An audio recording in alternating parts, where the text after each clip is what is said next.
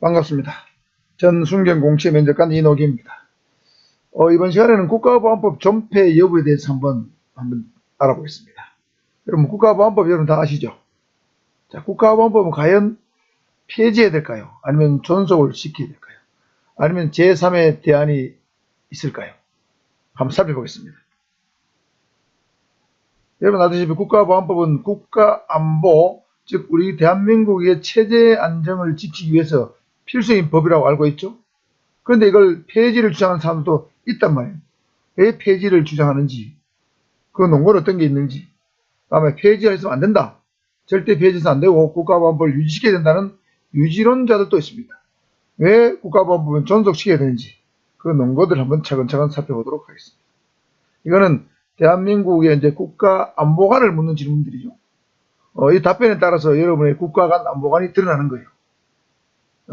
존속하는 게 좋으냐, 폐지하는 게 좋으냐, 답변을 잘못하게 되면 여러분의 국가 간 안보관이 의심받게 되겠죠. 그래서 답변을 방향을 잘 잡아야 됩니다. 자, 먼저 국가보안법을 유지시켜야 된다. 존속론자들의 논거입니다. 상당히 많습니다. 큰 틀에서 보면 대한민국의 국가보안법을 존속시켜야 되는 논거는 대한민국의 자유민주주의 체제 또는 자유민주 질서를 유지하는데 반드시 필요한 법이기 때문에 국가보안법이 필요하다는 논거입니다. 세부적인 논거를 살펴보면 대한민국에서 아직 전쟁은 끝나지 않았다는 거죠. 현재 53년도에 휴전이 된 이후에 현재 휴전 상태에 있죠. 휴전 또는 정전 상태에 있습니다. 종전은 되지 않았죠. 전쟁이 잠시 중단된 상태에 있다는 거죠. 그러니까 국가보안법은 필요하다는 거죠. 그 다음에 방국가단체 구성죄, 자진지원금품수수죄, 잠입탈출죄, 찬양고무죄, 회합통신죄, 불고지죄 등의 국가보안법 조항은 대남의 적화시도, 북한의 대남 적화시도 같은 북한의 안보 위협 때문에 존재하는 최소한의 안전장치라는 거죠. 이런 조문들이 있기 때문에, 처벌조항이 있기 때문에 대한민국의 안보를 지켜나갈 수 있다는 거죠. 예를 들면 북한을 반국가단체로 보고 있습니다. 그 다음에 북한을 자진 지원하거나 북한으로부터 금품을 받거나 북한으로 탈출하거나 북한을 찬양 고무하거나 북한하고 내통해서 어떤 비밀스러운 문서를 주고받거나 간첩이라는 사실을 알고도 대한민국 정부에 신고하지 않거나 이런 것들은 전부 다 대한민국의 안보를 지키기 위한 최소한의 장치라는 거죠. 그러니까 국가보안법은 없어서 안 된다는 겁니다. 또한 국가보안법은 북한의 침투 의지를 방어하는 일종의 방어기제다. 방어수단이라는 거죠. 국가보안법이 있기 때문에 대한민국에서 북한을 고무 찬양하거나 북한을 대놓고 지지 지원하거나 북한으로부터 금품을 받거나 북한으로 도주하거나 하는 일이 줄어들거나 없다는 거죠. 방어기제라는 거죠. 그 다음에 민주화가 된 이후에 국가보안법을 악용한 사례는 많이 없었다는 거죠. 사실 우리 박정희 대통령 시대 또는 전두환 대통령 시대는 국가보안법을 악용하는, 정책 목적으로 악용한 사례가 가끔씩 있습니다. 예를 들면 나라가 위기에 처할 때마다 어떤 간첩단 사건을 발표해서 마치 안보 위기를 조성해서 북한이 곧 침투할 것처럼 이렇게 가짜 위기를 조성해서 통치에 이용해 왔다는 거죠.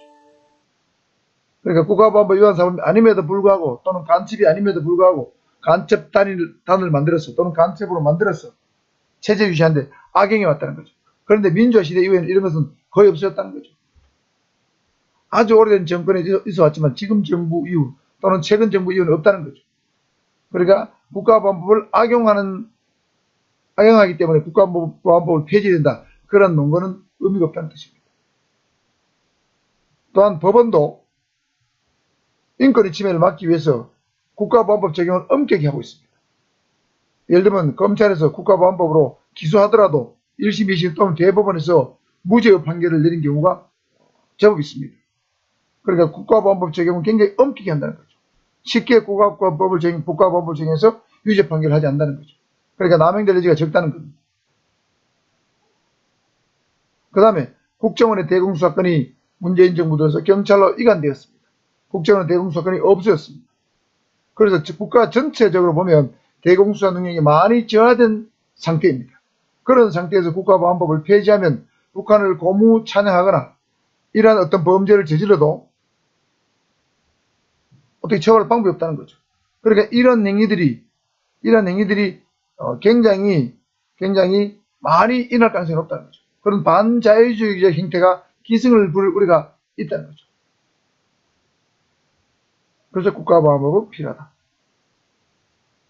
또 국정원 퇴직 대공수사관들이 단체로 국가보안법 폐지를 반대하는 어떤 논평을 성명을 발표했습니다.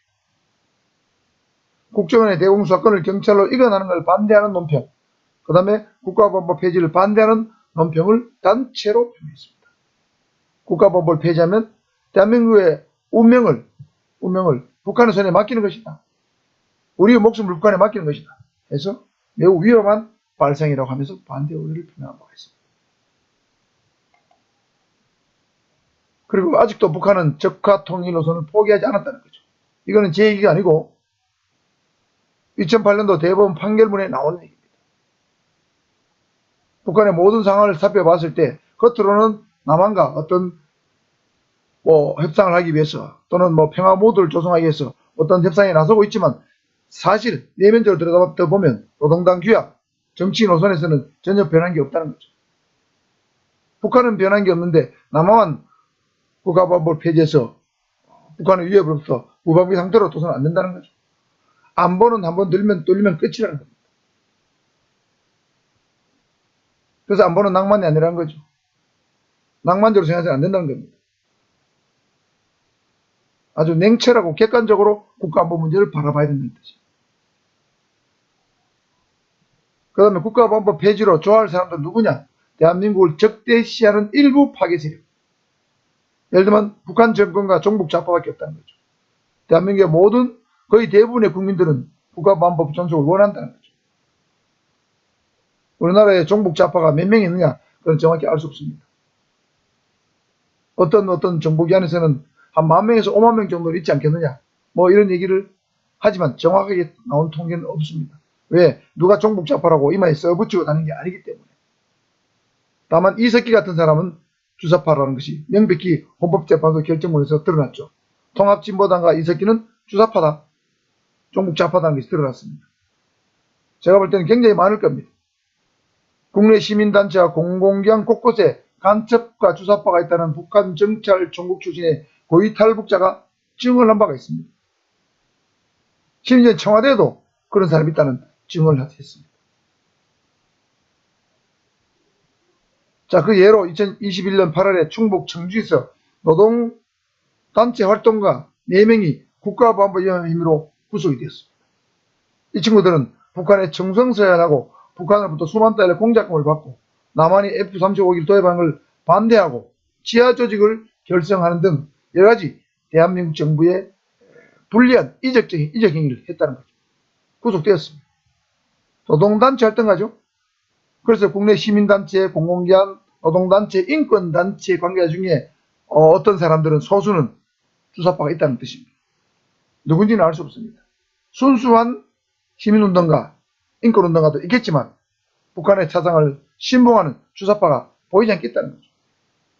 그런 사람이 버젓이 살아있는데 국가보안법을 폐지한다? 말이 안 된다는 얘기입니다. 자, 이상 국가보안법 존속론자의 논거를 들어봤습니다. 그러면 보안법을 폐지에 대한 논거는 어떤 게 있는지 보겠습니다. 한마디로 정리하면 국가보안법은 악법이기 때문에 폐지된다는 뜻입니다. 악법이라고 하는 거죠. 세부적으로 살펴보면 국가보안법은 분단 시대의 유물이고 냉전 시대의 유물이라는 거죠. 대한민국 국가보안법은 1948년도에 최초에 제정되었습니다. 1948년도는 남한과 북한 사이에서 자익과 우익의 이념 대립이 첨예화된 그런 시기였습니다. 누가 우익인지 누가 자익인지 누가 공산주의자인지 누가 자유주의자인지 모르는 그런 혼돈의 시대였습니다. 그런 시대에 만들어졌다는 거죠. 이념 대립이 극도에 달한 시대에 만들어졌다는 거죠. 지금은 2021년도라는 거죠. 남북이 평화통일을 운운하는 그런 시대라는 거죠. 그런 시대에 국가보안법 안 된다는 거죠. 시대착오적인 규정이 있다는 거죠. 국가보안법은 남북화해의 장애물이라고 보는 개념입니다. 북한은 적이 아니고 대화 협상이다. 대화의 협상자다. 평화의 협상자다. 이렇게 보는 거죠. 동방과 협력의 상징으로 상대방으로 보고 있다는 거죠. 북한이 그런 존재인데 국가보안법에 있으면 남북 화해 모두, 평화 모두 종전선을 하는데 장애물이 된다. 그래서 폐지되는 얘기입니다. 또 국가보안법을 남용한 사례가 많아서 억울한 피해자가 많이 발생했기 때문에 폐지된다. 예를 들면 유성 간첩적 사건. 이런 사람들 듭니다. 폐지론자들 들죠. 유성 사건 같은 경우는 간첩이 아님에도 불구하고 간첩으로 국정원에서 증거를 조작해서 간첩으로 만들려고 하다가 법원에서 간첩 혐의를 무죄 판결을 받았죠. 물론 사기 혐의는 인정받았습니다. 탈북자 관련법에 의해서도 처벌받았습니다. 탈북자의 신분을 숨기고 서울시청 공무원이 됐기 때문에. 그러나 간첩죄 혐의는 무죄가 되었습니다. 그 다음에 국가보안법 7조 북한을 찬양 고무한 죄는 헌법상 표현의 자유를 제한하고 현재 대한민국 현실과 맞지 않는 시대착오적 규정이다. 그러니까 폐지된다. 특히 7조부터 폐지된다. 이런 주장하는 사람들이 많습니다. 북한은 협력과 대화의 상대가 아니고 동반자인데 우리 민족인데 북한을 찬양 고무한다 해서 처벌한다. 그건 너무 시대착오적이다. 이런 주장을 하는 사람들이 있죠. 자, 반대론 그러니까 폐지론자들은 한 4가지 정도, 5가지 정도 논구가 있습니다. 그렇다면 여러분은 어떤 방향으로 답을 해야 될까요? 답변의 방향입니다. 시기상조라고 답하는 것이 제가 볼 때는 바람직할 것 같습니다. 예를 들면 이석기 사건, 통합진보당 사건, 남북이 대치한 특수상황, 그 다음에 북한이 그동안 여러 번 남한정부를 기만하면서 여러 차례 도발 행위를 해온 점, 이런 것을 고려해서 국가보안법은 존속을 시켜야 됩니다. 다만 언젠가는 폐기돼야 되겠죠. 언제 폐기할 것이냐? 베트남의 공산화 과정을 거울 삼아서 북한에서 완전한 핵 폐기가 이루어지고 핵이 폐기됐다는 것이 실질적으로 검증이 되고 남북 간의 평화협정이 체결되고 북한의 대남 불가침 의사가 명확히 확인될 때까지는 보류됩니다. 즉 확인되면 그때는 폐지해보는 것을 검토할 수 있다는 거죠. 그런 방향이 더 좋습니다. 정리하면 남북이 처한 특수한 상황을 고려해서 존속을 시키되 완전한 핵폐기, 평화협정 체결, 대남 불가침 의사가 명확히 확인되면 그때 폐지하는 것이 좋겠다. 이런 시기상조론이 저는 좋은 답으로 생각을 합니다. 여기서 제가 베트남의 공산화 과정을 거울 삼다 말을 왜 넣었냐면 베트남이 75년도 4월 30일에 공산화됐습니다.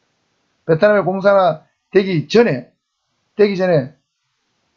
중요한 일련의 절차가 이루어졌는데 먼저 평화협정이 체결됐습니다. 남베트남과 북베트남이 평화협정을 체결했습니다. 그리고 평화협정에 따라서 미군이 철수를 했습니다. 그리고 1년 뒤에 북베트남에서 남베트남을 기습 공격을 했습니다. 그런데 남베트남은 당시에 공군력이 세계 4위였습니다. 그럼에도 불구하고 맥없이 그대로 공산화되었습니다. 그 이유는 바로 남베트남의 약 0.5 내지 1% 정도밖에 안 되는 공산주의자들, 북베트남의 공산주의를 신봉하는 그 사람들이 북베트남의 침공에 동조하면서 내부로부터 무너집니다. 그래서 우리 사이에 있는 종북좌파가 무서운 건 바로 그겁니다. 북한이 남한을 침투했을 때 남한에 있는 소수의 종북좌파 주사파들이 내통을 한다면 군사적 대응을 못하게 될 수도 있습니다. 치안이 끝까지 무너집니다. 사회 곳곳에 주사파가 만일에 침투했다고 가정한다면 아마도 쉽게 북한의 침략에 남한 정부가 무너질 수도 있습니다. 그렇기 때문에 국가보안법은 당분간은 유지되어야 된다. 이렇게 보는 것이 좋다고 생각합니다.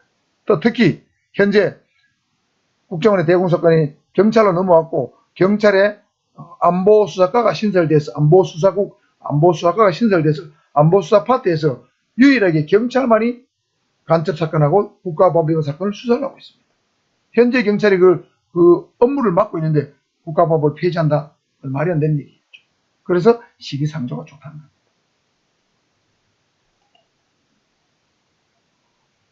그렇다면 면접에서 면접관이 아니 국가보안법을 존속을 시키면 남북한 어떤 화해에 장애물 되지 않느냐, 남북한 교류를 어떻게 할 것인가, 이렇게 만약에 반박 질문이 나온다면 남북 교류는 간단합니다.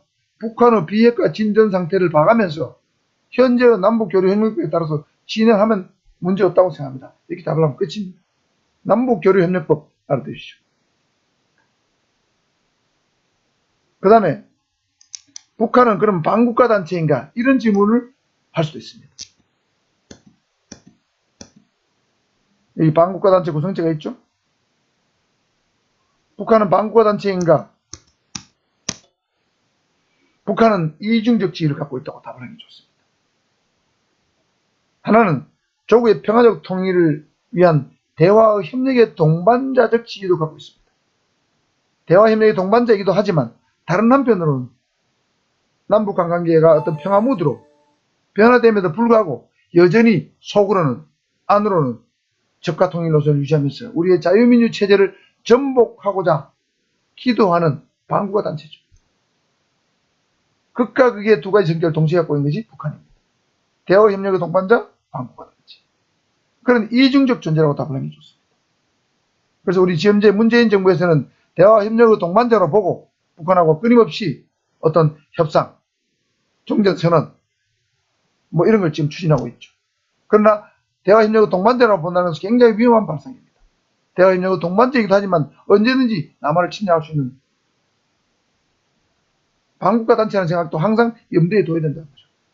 국가 지도자는 우리 정부가, 대한민국이 위기에 처할 수 있는 최악의 상황까지도 고려해서 통치를 해야 된다고 생각합니다. 대화협력에 너무 목을 매면 국가 안보를 지키지 못할 수도 있습니다.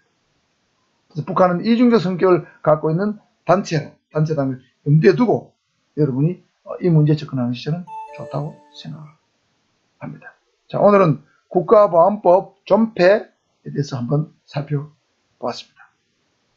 유실론자의 논거, 반대론자의 논거 좀 더 정리 좀 잘 하셔서 답변을 잘 하시기를 바랍니다. 관련된 부수적인 주제도 같이 한번 살펴보았습니다.